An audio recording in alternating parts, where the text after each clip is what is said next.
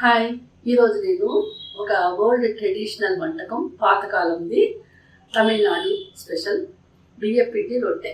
దీనికి ఏంటి ఎక్కువ ఇంగ్రీడియంట్స్ ఏం అవసరం లేదు, చాలా సింపుల్.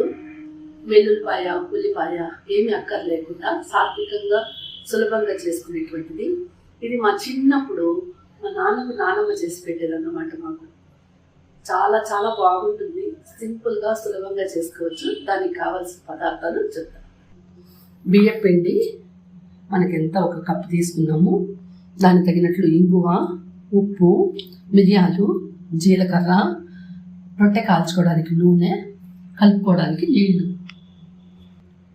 ముందుగా ఒక వెడల్పాటి గిన్నె తీసుకొని అందులో బియ్యం పిండి,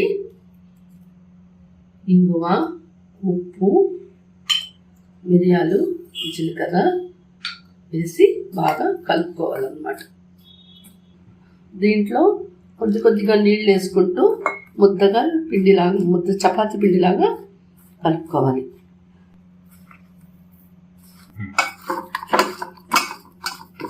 ఇలా ముద్దగా చేసుకొని చిన్ని వంటలుగా చేసి పెట్టుకోవాలి.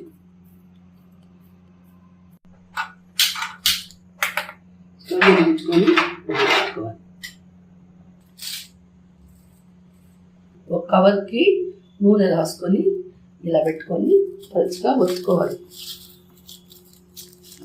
పాత రోజుల్లో అయితే అరిటాకు మీద లేదంటే బాదం ఆకు మీద, ఇప్పుడు మనకి అవి అందుబాటులో లేదు కాబట్టి, అంటే ఉంటుంది ఇక్కడ లేదు ప్రస్తుతం, అందుకని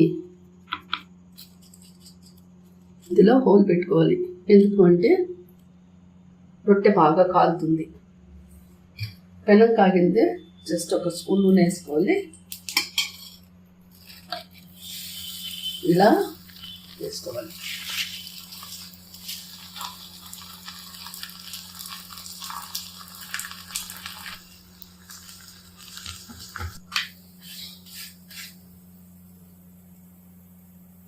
ఇలా రెండు వైపులా కాల్చుకొని తీసి పెట్టుకోవాలి. ఇలాగే మిగిలిన రొట్టెలు కూడా చేసుకోవాలి. ఎంతో టేస్టీ అయినటువంటి బియ్యపిండి రొట్టె తయారైంది. చూడండి, ఇందులో మిరియాలు ఉన్నాయి కాబట్టి ఆరోగ్యానికి చాలా మంచిది. ఇంకా బియ్యపిండి ఆరోగ్యానికి కూడా మంచిది. ఏం చేయదు కదా, మీరు చేసుకొని తినండి, ఆరోగ్యంగా ఉంటుంది.